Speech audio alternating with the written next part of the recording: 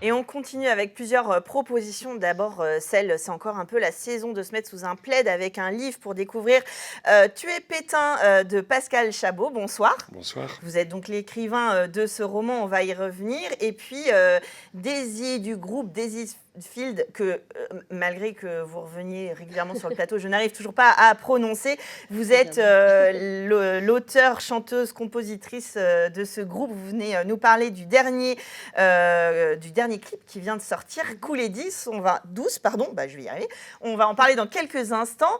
Mais d'abord, du coup, Pascal Chabot, vous êtes ce samedi, oui. Non, ce vendredi, pardon. Demain, le 3 février à 18h, chez Doucet, pour dédicacer peut-être votre dernier livre, Tu es Pétain, ou pour ceux qui l'ont déjà lu ou qui vont le lire aussi, vous pouvez faire des doubles signatures, ça s'appelle Mort d'un sénateur, des polars. Oui. Jusqu'ici, on va pas, voilà. Là, Tu es Pétain, je vais pas trop spoiler en disant qu'on est sous l'occupation. Oui, Là, on peut commencer comme ça. On peut, voilà. Il y a donc un meurtre d'un pharmacien au départ. Ouais. Et puis, ce qui va nous intéresser, c'est l'enquêteur, Joseph Dumont, qui est déjà l'enquêteur de mort d'un sénateur. Oui. Donc, on va s'attacher à votre personnage, qui va déjouer une attaque pour tuer Pétain. Voilà. D'où le titre. D'où le titre. Et finalement, ça va être cet imbroglio, évidemment, d'enquête policière, mais aussi d'histoire, de la grande histoire, des petites histoires particulières, des émotions. C'est tout ça que vous allez raconter sous Vichy, en fait. Oui, j'ai essayé de montrer le quotidien des Français sous l'occupation et pendant le régime de Vichy. Et comme je m'intéresse pas mal à l'histoire, j'ai voulu aussi imaginer un attentat qui aurait pu être imaginé contre Pétain, alors que ça n'a jamais été fait, mais parce que je voulais montrer quelle aurait été la réaction, évidemment, de la police face à un événement comme celui-là, mais aussi de la résistance. Et en travaillant sur les différentes archives et documentations, je me suis rendu compte que personne n'aurait eu intérêt, à cette époque-là, à ce que Pétain soit assassiné. Alors oui, c'est ça qui est un peu troublant, c'est qu'en fait, à la lecture du titre, on commence le livre comme ça, on se dit Tu es Pétain, wow, est-ce vraiment une mauvaise idée ? Et puis en fait, parce que c'est contextualisé et documenté historiquement, se pose la question que finalement, si on n'a pas Pétain, on est sous l'autorité allemande directe. Et ça engendre d'autres choses. Et le fait de suivre ce personnage, de suivre ses liaisons, de suivre sa vie, ça va permettre de mettre un peu tout ça en perspective et de se mettre un peu à sa place, de s'interroger de la même manière.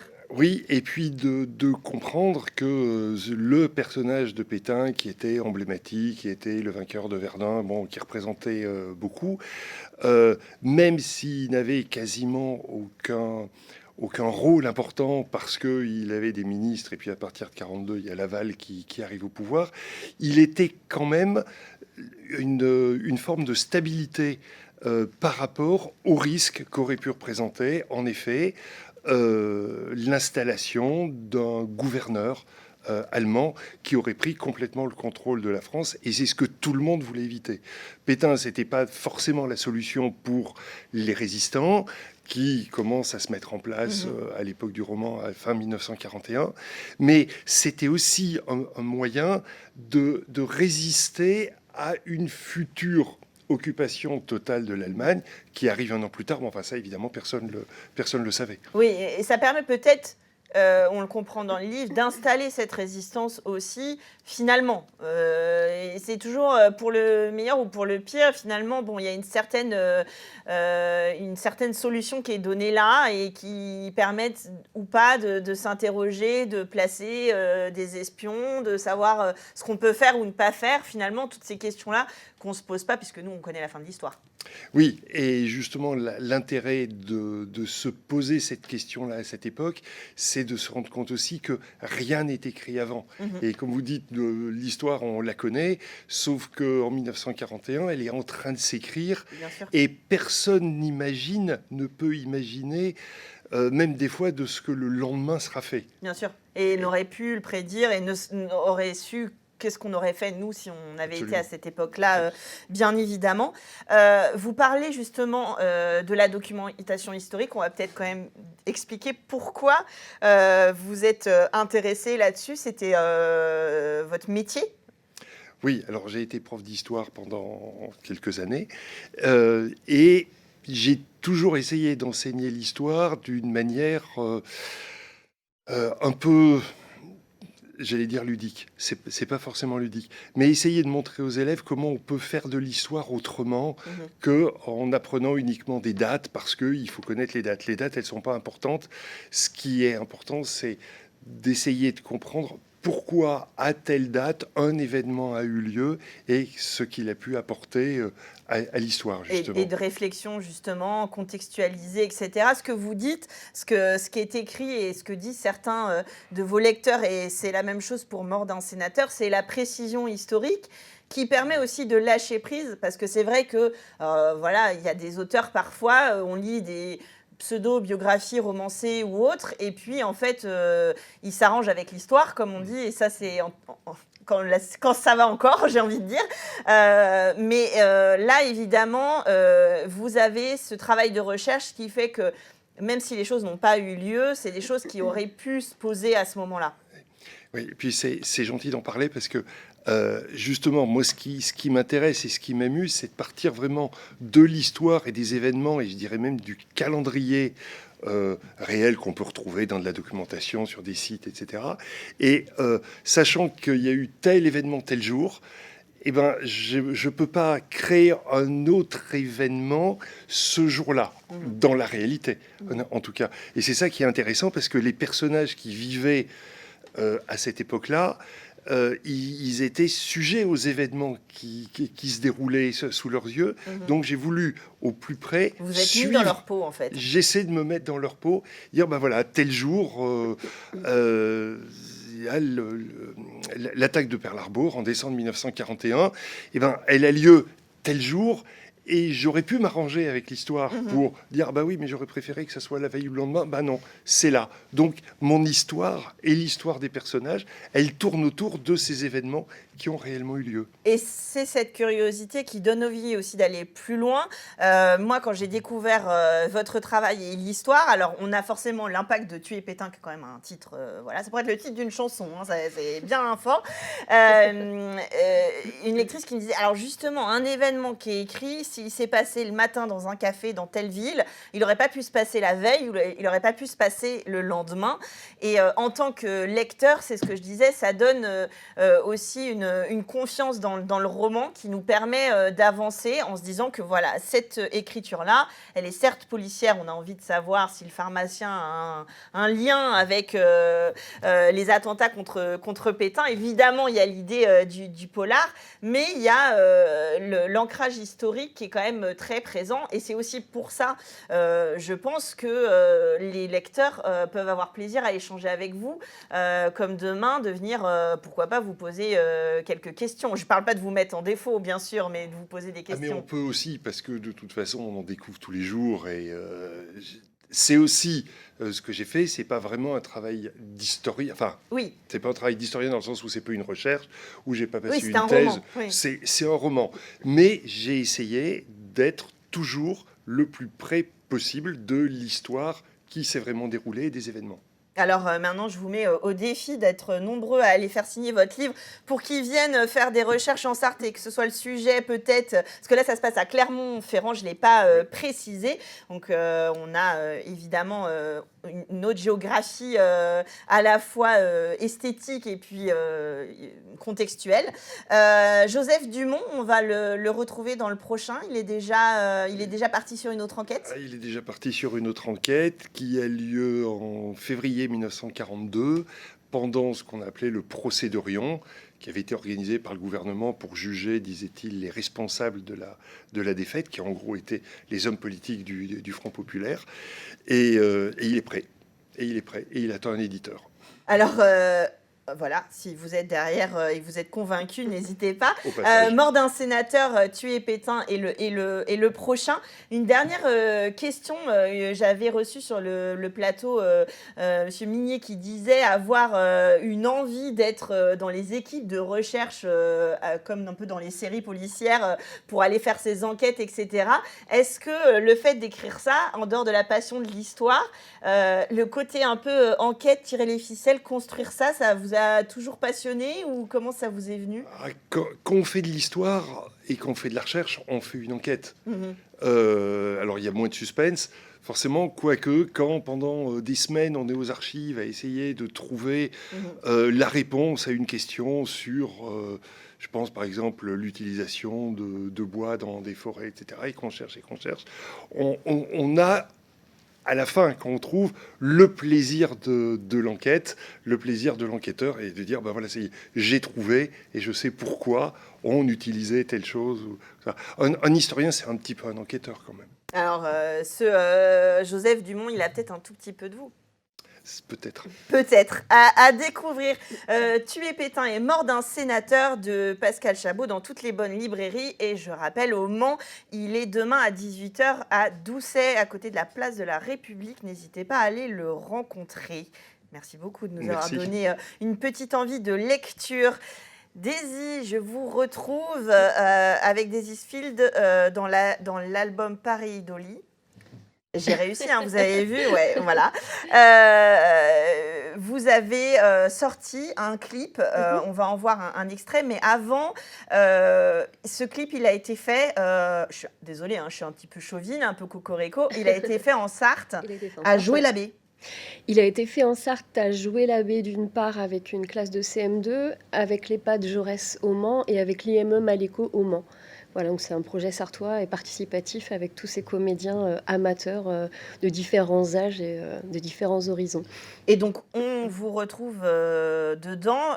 L'équipe du groupe a largement participé à l'écriture du clip. Ça fait partie, on va dire, de votre création au même titre, finalement, que la composition musicale ou que l'écriture du texte. Oui, c'est vrai que sur ce clip-là, à nouveau, c'est nous qui avons réalisé et monté, en fait, le clip. C'est quelque chose qu'on aime beaucoup faire aussi, lier l'image, en fait, à la musique. Et c'est vrai que ça fait la 4e fois qu'on le fait, donc du coup... Vous aviez le clip Twins oui. Qui était aussi très, très fort visuellement. Avec Twins, on avait travaillé avec un réalisateur et j'avais fait le montage, en fait. Là, c'était un réalisateur extérieur et c'est moi qui avais gardé le montage. Là, sur celui-ci, on est vraiment réal et monteur. Vous êtes un peu partout. Alors, pour le découvrir, je vous propose de regarder le début tout de suite. Je vais me la couler douce, laisser fondre un chocolat dans ma bouche. Je vais rester et attendre que le chocolat fonde sous ma langue. Prendre le temps de sentir. Prendre le temps de vieillir. Prendre le temps. Alors, on a vu à l'image des personnes âgées, des enfants de CM2, vous avez dit? Oui. Comment ça s'est passé? Alors, c'est assez... c'est une musique, j'allais dire mélancolique, non, pas, mais je veux dire, c'est pas rythmé, vif, on va pas se mettre à danser, mais c'est joyeux. Je trouve qu'il y a une ambiance chaleureuse. Comment ça s'est passé? Comment vous avez eu l'idée d'illustrer ce titre avec... j'allais dire début et fin de vie, c'est un petit peu réducteur, mais avec ces personnes dans la force de l'âge, à la fin de leur vie, et puis ces jeunes enfants? Eh bien, je voulais faire un clip participatif et j'étais déjà en contact avec l'EHPAD Jaurès pour un projet d'écriture qui n'a pas pu se faire à cause du Covid. Voilà, on devait écrire avec eux et puis faire une réalisation en concert des écrits. Donc comme ça n'a pas pu se faire, j'ai voulu rebondir sur un autre projet et je voulais travailler avec des enfants aussi. Et j'ai mis une petite annonce sur Facebook en fait, comme quoi je cherchais une école, enfin voilà, Ils ont l'air une d'avoir classe. pris plaisir, ils se sont amusés. Et bah, partout, enfin, à tous les endroits en fait. Ça a été rapide hein, parce qu'on a fait à peine une journée de répète pour les rencontrer, puis juste une journée de tournage. Cet été, c'était à l'EHPAD, on a eu des reports à cause de la canicule par rapport à des dates qui étaient prévues. Enfin, l'organisation Elles était sont assez... formidables, Elles sont superbes. les dames qui dansent sur leur fauteuil là. Enfin, moi Elles j'ai sont envie superbes. je sais pas quel âge elles ont, mais je Elles veux être ont, comme elles à leur âge, quoi. Autour de 95-96 Ouais, ans. voilà, Ouais, c'est ouais. ça, hein, on a Ouais, envie d'être à leur place. C'est une chouette idée. Alors, ce qui est un peu rigolo et paradoxal, le titre qui s'appelle Couler douce, on laisse filer et finalement, là, on laisse pas filer, on est là avec eux du début à la fin. Oui, bah, le titre en fait, c'était un peu c'est Couler douce, c'était un peu sur le lâcher prise en fait, donc je voulais faire rebondir ça dans les images, voilà, avec cette façon de pas s'en foutre de tout, mais voilà de s'amuser en fait. Après voilà toute la période du Covid, on en revient un petit peu à ça, mais c'est ça de laisser couler, de prendre du recul, Mais c'est vrai qu'on réagit quand on voit des images avec des personnes âgées et des enfants. Tout de suite, on se dit alors comment ils l'ont fait? Est-ce qu'ils l'ont fait pendant le Covid? Après le Covid, comment? Oui. On a encore le réflexe. Je pense qu'on va avoir dans l'esprit maintenant la période Covid et la construction artistique qui se fait après. Et les clips, bah, c'est une manière. Alors, on a vu des clips qui ont été tournés pendant le Covid. On a vu des choses un peu participatives par écran interposé. Là, ça fait plaisir aussi de voir les gens en vrai. Hein. Mais oui, c'est vrai. Après, à la base, on avait prévu de les faire se rencontrer. En fait, ça n'a pas été possible, notamment à l'EHPAD, du coup. Et nous, pour le tournage, on est resté sur des réflexes, même si c'était l'été dernier, masqué, de rester. Bien sûr. Voilà, au niveau technique, il y avait quand même un petit peu de. Après, si on met des difficulté. grandes lunettes, ça peut finir Oui. masqué. Alors, justement, là, c'est cette écriture visuelle pour ce clip qui, donc, vous pouvez aller découvrir sur le site de Daisyfield et sur le YouTube, l'Instagram, Facebook. Suivez-les, ils font des trucs un peu partout en Sarthe. J'avais envie aussi que vous nous parliez, justement, vous faites des ateliers d'écriture. Oui. Ça peut être dans des EHPAD, ça peut être dans des écoles, un peu partout, parce que, justement, vous écrivez, vous composez les chansons et donc il y a cette envie de partager aussi ça. Oui, tout à fait. On a plusieurs projets en cours. J'ai notamment un projet en cours avec l'EHPAD Beaulieu qui est en train de se finaliser. Et on a aussi des projets en fait qu'on est en train de mettre en place avec des collèges et des grands de la primaire sur et de l'écriture de chansons et de la réalisation de clips en fait. Des projets en fait qui vont être communs. Donc nous, on va se mettre au service des enfants, en l'occurrence, pour d'une part écrire une chanson et d'autre part, comment est-ce qu'on réalise un clip, voilà, comment est-ce qu'on procède, quelles sont les étapes, autant au niveau technique qu'au niveau du procédé. Oui, c'est ça, de parce l'écriture de qu'aujourd'hui, il y a l'histoire. des outils qui sont plus accessibles. Il n'empêche qu'il faut un scénario, Oui, il c'est faut savoir un petit peu ce qu'on va filmer. Ça donne envie aussi peut-être, ce clip, à des écoles, des institutions, des centres aérés, de venir.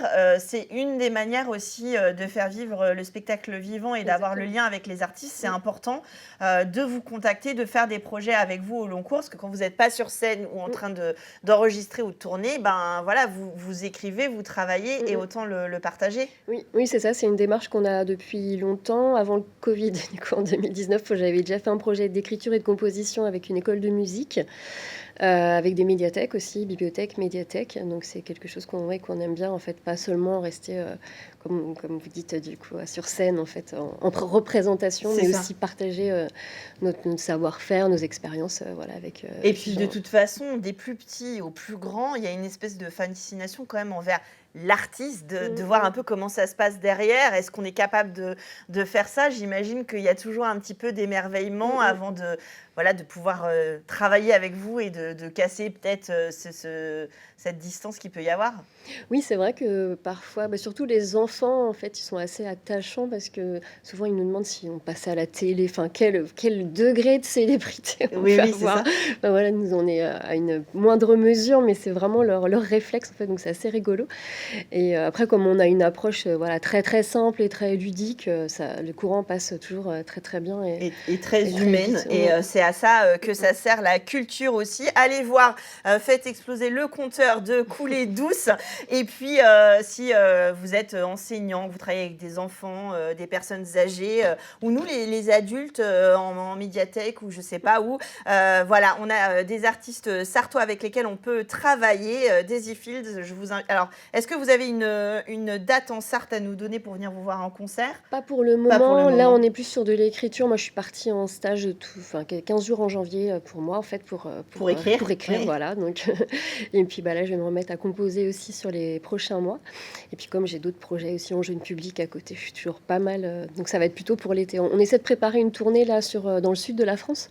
Donc, plutôt pour l'été. Oui, mais nous, on est chauvins, donc en fait, Ouais. restez chez nous, on veut vous voir en Sarthe. Non, je rigole, évidemment. Vous les suivez sur les réseaux sociaux, sur leur site daisysfields.fr. Vous avez rien compris, mais ça s'est affiché à un moment ou un autre en bas de l'écran.